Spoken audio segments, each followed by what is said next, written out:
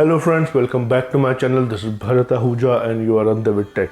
In my previous video, I mentioned that I'm researching on the gaming chair and a sit stand desk. So this video is about the cheapest gaming chair available in the market. And this chair is from Costco. I got it for only $179 and this is relatively good. It has a good lumbar support. So let's go ahead and unbox it.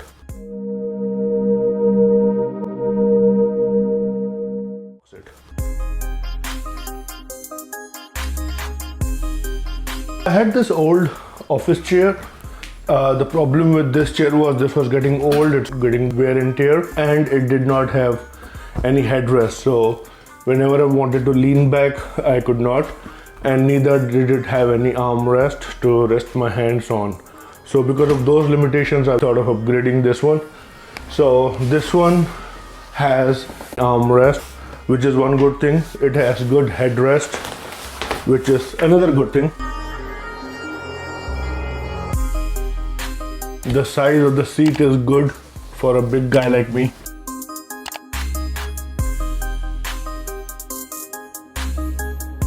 And the good part about the back support is this is movable. So if you're talking about this, if you can see, this moves and adjusts. And lastly, the legs.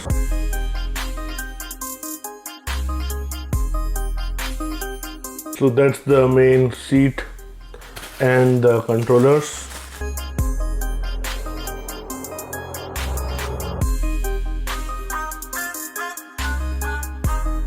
So that's the user manual and the wheels.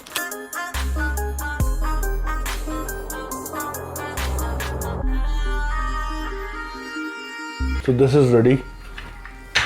So now this thing will go in this, something like this.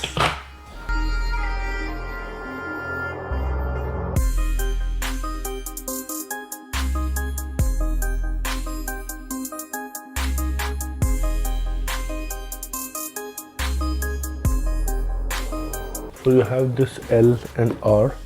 So all you need to do is just slide.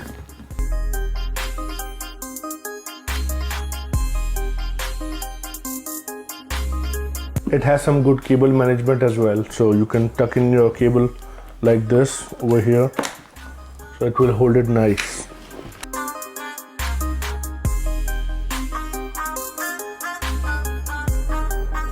You can also use a drill, but it wasn't too much of work, so I used the manual Allen key. If you have the right drill bit for this Allen key, you can use that as an alternative.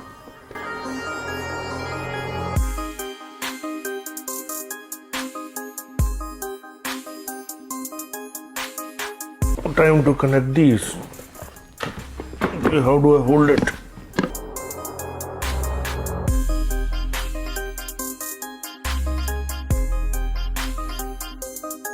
Alright, so that's my chair ready, and this has an amazing lumbar support and a nice headrest, good armrest that I can pull up all the way like this, and I can recline to a good level. Let's see how far can I recline. Okay, and I hope it doesn't fall, but that's good enough, right? There are many chairs in market for $500. The Harman Miller is $1,300, $1,400, but $179 versus $1,400. Nah. This is good. And even if I have to discard it, I don't mind wasting $179. And if I don't like the other one, even the Harman Miller doesn't have a headrest. So you're spending $1,400 and still you're not getting a headrest. I wasn't into it. Yeah, it looks good from behind, but who cares? Alright, so that's my review on Costco's DPS, the damage per second brand from Costco. Believe me, this is the cheapest chair I have seen here in Canada, and I've seen many chairs, I've tried many, and this was the most comfortable of all. I'll leave it up to you. Let me know if you tried this, if you bought this, or if you think there's something else better than this. But I would go with this for now. I'm going to unbox my sit stand desk. So I've got the frame, and as you would have seen, this is only a frame, not the tabletop. So I'm going to assemble the frame first, and depending on the size of this frame, I'm going to go and pick up a board either from IKEA or Home Depot. Are my two choices, probably the 30 by 72 or something in those ranges, what I'm thinking. Initially my plan was to disassemble my other desk, this one, and use the tabletop from that one, but now I decided let me use two separate tables. Let's not break the first one. I'll use the sit stand desk for my office work or my computer work, and my other table for making unboxing videos where I can have a overhead camera shooting at the table and all. So today for this section I'm going to unbox this and assemble this, and I'll make a separate video, or I'll merge these two videos, let me think, and we'll use that. So let's go ahead and unbox this sit stand desk frame. So this frame, I got it for $379 initially out of the black one, but then I decided because my walls are light in color, so this is a white frame from the brand called Prime Cables. You can get the Prime Cable product on Amazon, but this one is a little more heavier. It can take up to 124 kilos. I can sleep on it. So let's go ahead and unbox it. So that's my leg one, like this on the left. That's my leg 2 on the right. This is the main power controller, which will probably go like this. All the screws, power cable. So that's the assembly that will go like this. So this is the main moving leg.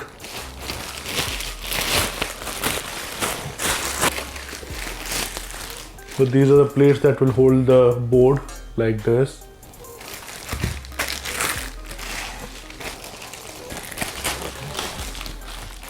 So two plates for cable management and holding everything. This is the main controller with the memory on it. So these would go on this. This company is in Montreal. They come with two manual, one in French and one in English. Says you get all these assembly kit. All I need to know is the maximum width of the board, and if I have the screws for the tabletop. Now that's the reason why I did not get the tabletop, because I want to know the size of the screws that it can take. So let's go ahead and assemble this. So kit already has A, B, C, D and E on it, so you don't have to find which one is what. Okay, this time I'm going to get my drill. Okay, left leg done, right leg done. Now the most difficult part is this. Now we're going to install this over here. Okay, this will go here. That's it. So now time to flip it over.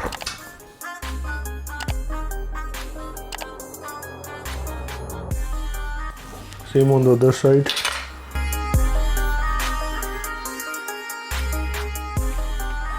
Okay, now the final step is the electronic part of it.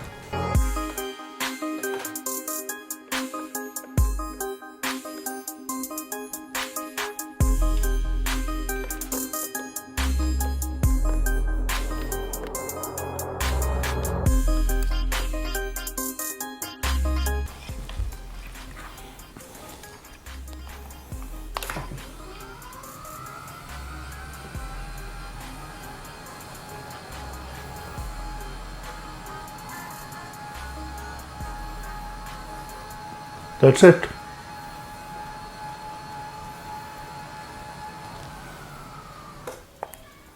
That's the maximum height.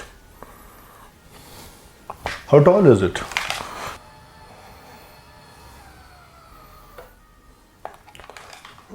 It says 62, probably it's in centimeters. Yep. Alright, so we've got the board for the sit stand desk, and this measures by as 30 inches by 72 inches. You can convert it into centimeters if you like. And this frame has the maximum width of 70 inches, which is why I went with 72 inches, so that I can leave 1 inch outside, not more. And right now you can see this is at the minimum width, and the minimum width is 43 inches or 110 centimeter. So you can stretch this to a maximum of 70 inches or the 11 centimeters, and this are going to hold the board at this level. And we got a bunch of screws here, and if we want to stretch this, we got some extra black colored bumpers which will hold the board along with the frame. So to install the board on the frame or the tabletop on this frame, we have to flip it over upside down, and we're going to just put these screws on the frame, and we're going to open this. To open this, we got these 4 screws here. So I'm going to show you once I flip it and loose those screws. So let's start. So first we are going to put the board down. As you can see, this board can be used from either sides. So I'm going to use the best possible side, which is this. So the side that you want to go up will actually go down here. So in this case, we're going to lay it down like this. And since I want to put the frame on top of this, I will first have to stretch the frame to its maximum width. And to do that, let me bring the camera here. So as you can see, these screws here. So I'm going to lose these and stretch the frame wide. So let's go ahead and try that. Let me point the camera downwards like this, and let's do this part first.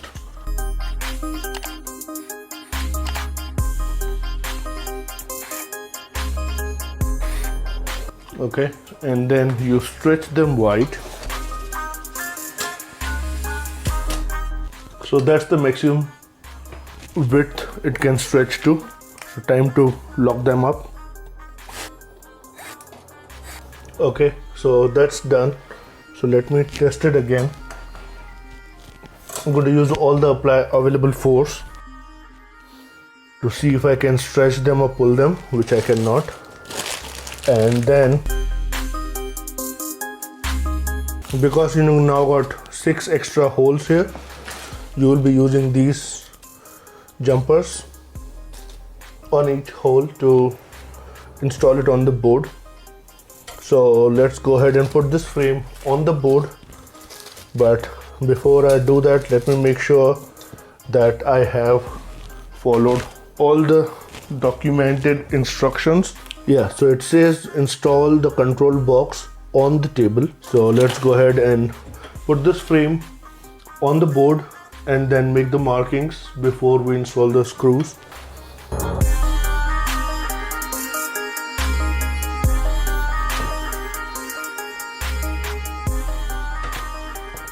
Because I have these cable management trays here, I'm going to remove them right now.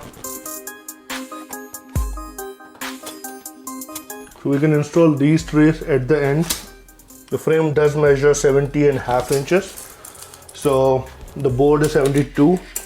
So we'll bring the frame down to 70 inches and we will leave 1 inch on each side, and we will mark the holes of the screws with the drill and install all the screws. For the center pieces, we will use these jumpers like this. For each one, we got 6 of them, and we got a bunch of screws. I've also got some washer from Home Depot that I'm going to use. These are the finishing washers. Because the size of the screw was exactly 3/4 of an inch and the board I'll give the board link in the video description, was also 3/4 of an inch. They didn't quite go well, so I was not sure if my board will hold this exact size of a screw. So instead of me going ahead with installing the screw directly, I thought let me use the finishing washer. And with the finishing washer, what will happen? So as you can see, this will hold some space there. I'm going to make the holes and install all these screws on the board, and then at the last step would be to flip the table over and make sure that the controller right over there, this one, the main remote, is also installed on the board as well as the controller. So let me go ahead and put all these screws and resume the video. So this is the final result after installing all the screws. So here is the power cable that's going to get plugged here, and that is going in this board. This is the main controller. The main controller has the power point on one side, and on the other side this one has two legs, I can say, right? This is what they call it. One for the leg, second for the other leg, and the third one, main one, for the remote control, which is installed here. These angles had 10 holes, so if you can see 2, 4, 6, 8 and 10, but I installed only 6 screws because I did not need so many of them. On the top here also they have screws which I made sure they are tight. The legs are adjustable, you can resize them based on the length of your leg, but I don't think I need to do that right now. So this is how the table looks upside down, and once you are sure on how exactly you're going to do it, what you do is you put the cable management cover on. So in this case you will be simply installing this cable management cover on this one and pull it down, and that's all. Just make it tight enough with your hand. You don't need any screwdrivers or anything for this one. We can adjust it later if we need to, but for now I think they're good. Similarly, I have another cable management cover. I have tied up the cable as much as I needed to.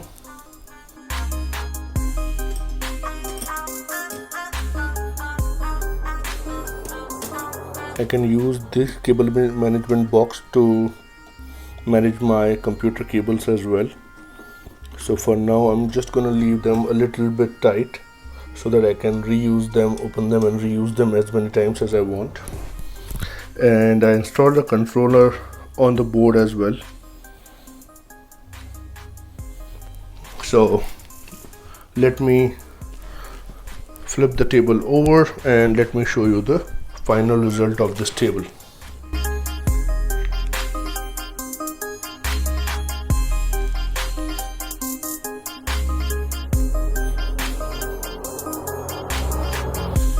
Alright, so this is the final setup that I wanted to have. Initially I placed this table on this side of the room, but then I decided I want to keep it this side because I can look at my home as well as look outside in the morning or the entire day while I'm in meetings and call the entire day. And setting up everything, it took me really long because the cable management that I had was all the cables tied up, and when I converted this to a standing desk, all the cables had to be stretched. So now while I'm working here, if I have to just stand this, all I have to do is press the memory button 2, which will set it to 110 centimeters. So the setup is 75 centimeters on sitting and 110 centimeters on standing. So this means now this is the perfect height of me working. As you can see, the entire cable management is messed up here. I'm going to work out on cable management to see what better can I do to have a better cable management here, because this is the exact length of the cable, so I have to figure out a better way, a better extension and all that. As well as I'm going to install some LEDs across the table to have a good ambience effect, and I'll see how exactly can I connect those. And the last thing is this monitor riser, which you can see in my other video, this here. I got the black one for this table, but I'm planning to get a white one for this table, or probably I'll get a wooden table cover or a wallpaper to make this a wooden look.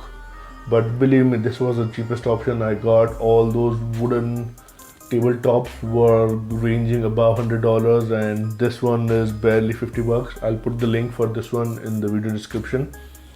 And to me, this is a perfect sit-stand desk. This is wide enough, and I'm going to manage it better. The more I use it, I learn it better.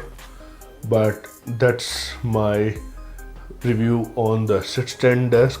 I'm pretty happy with the setup, and it has 4 buttons here. In fact, 5 buttons, 3 memories. M button will let you choose the memory, and a A button, which just like my Apple Watch, will remind me every 45 minutes that I have to stand. So after 45 minutes it will place a beep like this, and this will remind you that it's time to stand. So you can hold on to this A button for I think 3 or 4 seconds to turn the setup off. But when I'm working all day, right now I'm on vacation, but if I'm working all day, I would leave this on, and that way this will remind me that I have to stand, and that way I don't have to keep sitting all day. Even though I have a sit-stand desk, it's important to stand, right? So yeah, that's my review. If you like this video, give me your feedback, your likes, your comments, and if you like my video, my work, subscribe to my channel, and I'll post a lot of videos. Hope to see you again in my next video. Till then, take care. Goodbye.